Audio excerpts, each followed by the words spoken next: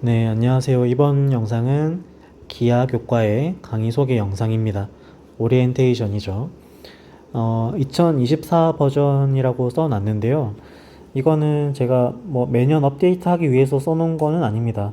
기하라는 과목 특성상 이제 뭐 교육과정이 바뀌든 어쨌든 간에 기하에서 가지고 있는 성질은 똑같고 문제 적용하는 그런 핵심적인 내용들도 똑같기 때문에 크게 업데이트 될 필요성은 못 느끼는데, 다만 이런 표현을 쓴 이유는 뭐냐면 제가 고3을 계속해서 맡아왔거든요. 근데 오랜만에 지금 2학년 학생들을 대상으로 기하 교과를 맡게 됐는데, 이 알잖아요, 다들. 이게 수능 응시를 하는 학생들 중에 미적 아니면 확통이지만 기하를 선택하는 학생들은 상당히 드물거든요, 지금.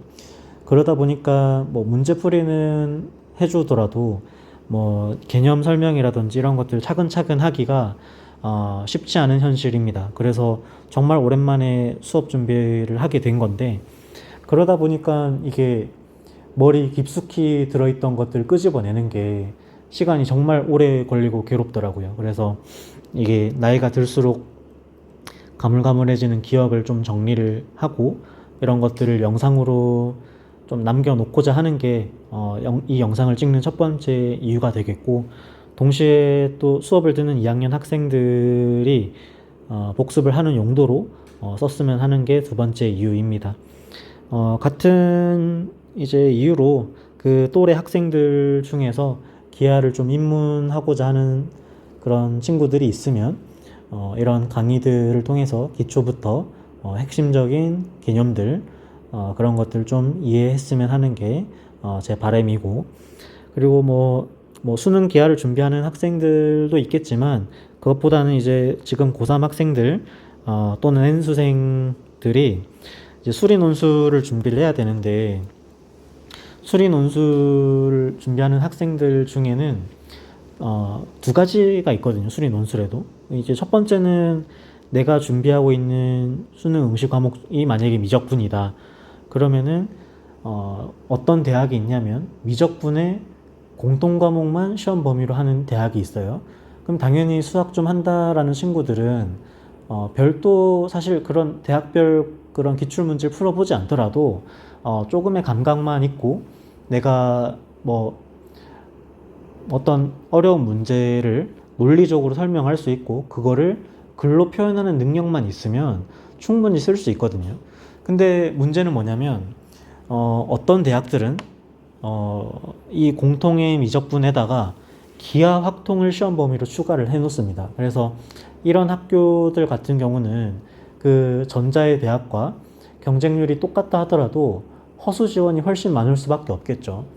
그래서 만약에 이런 전형들을 노리게 된다면 기하와 확통을 추가로 이제 공부를 해야 되는 상황이 생겨 버리게 되고, 물론 이제 학교에서 수업이 깔리긴 합니다만 절대평가이고, 절대평가가 되면은 당연히 수업의 그런 뭐 난이도랑 뭐 이런 것들이 조금씩은 떨어질 수밖에 없고, 그러다 보면은 이게 또 수능에 가까워질수록 기억도 가물가물해지다 보면은 준비를 하기가 쉽지는 않은 그런 상황입니다.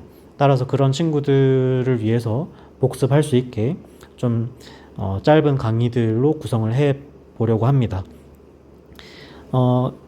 어쨌든 이제 강의 구성을 보시면 일단 2차 곡선 중에서 우리가 주로 다루게 되는 거는 포물선, 타원, 쌍곡선인데, 아마도 각 그 소단원마다 두 강씩을 이렇게 차지를 해서 강의를 하게 될 것 같습니다.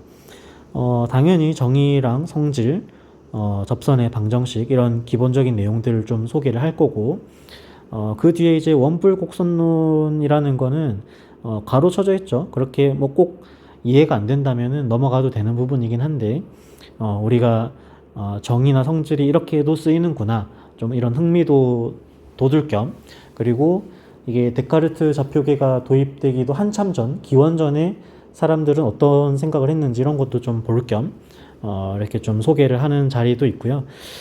그렇게 해서 대략 6강 정도의 쌍곡선까지 끝나게 되면 그 다음에 평면 벡터, 벡터 연산이랑 뭐 내적이나 무게중심 이런 것들 얘기를 하게 될 거고, 그런 것들이 끝나게 되면 공간 도형 그리고 공간 좌표에 대해서 설명을 하게 됩니다.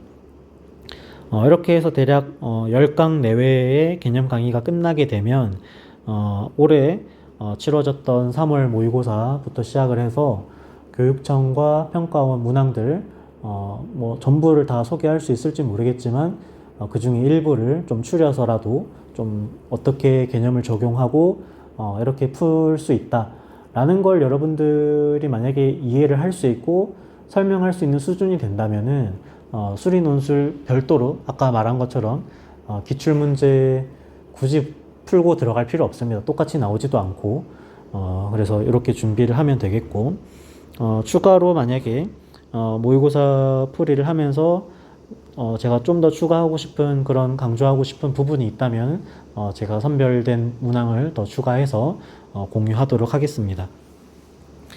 자, 그래서 어떤 식으로 진행되는지 살짝 보면 이제 제가 미리 이렇게 판서를 해 놓은 게 있어요. 그래서 요거를 이제 A4 용지에 따라 그린 다음에 여기다가 채워 넣는 형태로 개념을 이렇게 작성을 해 나갈 겁니다. 그래서 만약에 이게 PDF로 이제 만들어서 이제 제공을 해줄 수 있으면 좋은데 제가 이거를 유튜브에 업로드하는 방법을 몰라요.